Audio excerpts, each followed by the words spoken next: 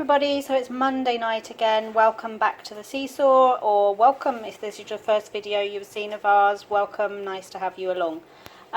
So we're starting the week with noodles again. It's been a bit of a theme the last few weeks, but this is hoisin pork and noodles. So it's just some medium egg noodles, just cooked in boiling water. And then in the pan I put a pack of pork stir-fry strips which I coated in 2 tablespoons of hoisin sauce. Just cooked those off until the pork was cooked through, took the pork out, added a sliced up little matchsticks carrot, let that cook for a few minutes, then added some spring onion and some spinach chopped up. You could use really anything, broccoli, mushrooms, peppers, whatever you've got. And then I had a fresh pineapple, which we had some of earlier today, and I've chopped up the rest to use the pineapple, but you could use canned pineapple pieces as well. And then I cooked that all together, put the pork back in, put the noodles in, and then another 2 tablespoons of hoisin sauce I mixed with some pineapple juice. Now if you were using a can, you could just use the juice from the can. I didn't as I was using fresh, but I did have a carton of pineapple juice in the cupboard, so I used enough of that to make it a nice saucy mixture, and just poured that over and let the whole thing cook together for just a few minutes. So fairly quick and simple stir-fry supper for a Monday night, hoisin pork and noodles. Hi everybody, it's Tuesday night, and tonight we've got one of our go-to suppers, a quick and easy one. Sausage stir-fried rice. So this is some chipolata sausages which I just cut into small chunks, and there's also some chopped back bacon in there too, just a few rashers that I had left. Cook those in a little bit of oil just until they're fully cooked through. Then I added a package of stir-fried vegetables. This one just has carrots, some cabbage, some bean sprouts, and some peppers in it. But you can use any stir-fry mix, fresh or frozen. And I grated in a little bit of ginger as well. Cooked that all through, and then added 2 packages of microwave rice, 2 of the sachets of microwave rice, which I had heated through, so they were fully cooked through.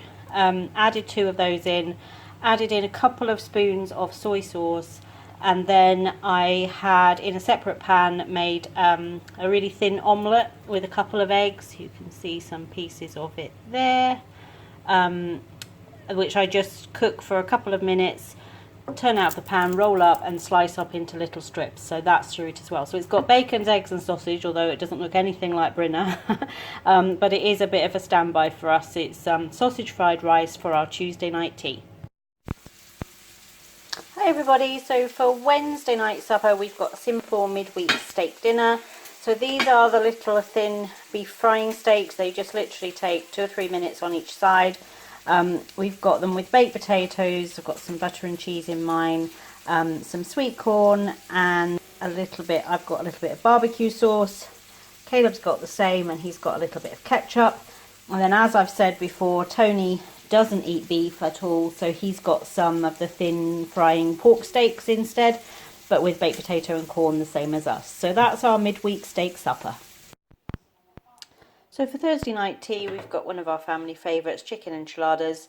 So this was a whole chicken that I put in the crock pot, left it cooking all day, got home, turned off the crock pot while we did our kind of evening routine, and then just pulled all the chicken meat off of the bones.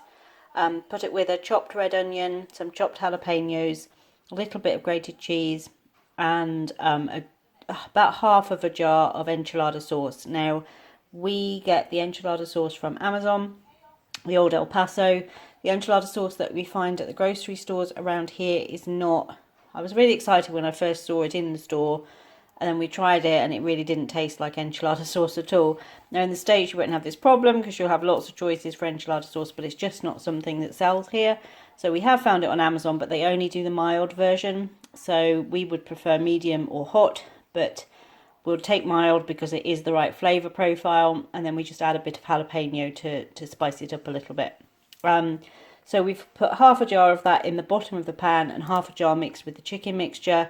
Then add it to tortillas, and you want the actual tortillas rather than wraps. Wraps are too big for enchiladas, so you want the tortillas. So when you roll them, they fit into, this is a 9x13 pan, and they fit long ways into the pan quite nicely. So you just roll them up in the filling. The rest of the filling that was left, there was quite a bit of chicken this time, so the rest that was left I just sprinkled it over the top with another jar of the sauce and some grated cheese, and just put it in the oven for about 20 minutes, just until the filling was all heated through nicely. The tortillas have just started to crisp up on the edges and the cheese is all melted on the top. So a bit of a staple meal for us, something we all enjoy. Tony really loves enchiladas. So yeah, looking forward to these for Thursday night. So it is Friday again. Yay, 3 weeks today. We'll be enjoying our first dinner on holiday. So just come around really quick. First full week of the school holidays is done. So tonight for tea we've just got the bird's eye short crust chicken pies with some parsley buttered potatoes, steamed vegetables and a little bit of chicken gravy. So that's Caleb's, that's mine, and then there's 2 more pies there for Tony. So not a very busy weekend. We haven't got a lot on this weekend, so we're looking forward to quite a quiet weekend, and just starting to think about getting ready for our holiday. So it's Sunday night again. Weeks are just flying past. I think I say that every week, but they genuinely are. So tonight for Sunday dinner we've got slow roast gammon with buttered parsley potatoes and some steamed vegetables. Now we cook gammon quite a lot. It's a fairly cheap piece of meat. You get quite a lot of meat on it. We all like it. And I usually either boil it on the stove top for about an hour or put it in the slow cooker for 5 or 6 hours with some liquid. Sometimes I use water with lots of spices, seasonings and some vegetables. Sometimes I use cider, sometimes I use apple juice, and then I put a glaze over it, which I usually use a balsamic glaze, but today I've used a honey mustard. Now I got the idea for the honey mustard from the What's for Tea channel. I will leave a link. She did a recipe for the slow cooked roast gammon a couple of weeks ago, so I will leave a link to that video down below if you want to have a try at doing gammon that way. But it literally falls apart. As you can see, it's almost like pulled pork. It just falls apart once you start to cut it up. So that's mine, that's Caleb's, and he just had an oops moment because he had actually started to eat and I'm like, I haven't done the video yet. So he brought me his plate back, so there's a few little bits missing from his plate. So yep, Tony's just having a shower, so he'll be down to get his in a moment. And that's the end of another week. So thank you for joining us. Oh, last night we ended up having pizza for tea. Wasn't on the menu, but we just decided to have pizza. So again, the boxes were opened and dived in before I got to video anything. So we had proper takeaway pizza. So that's the end of this week's Meals of the Week. Thank you for joining us, and we hope to see you back on the SeeSaw soon.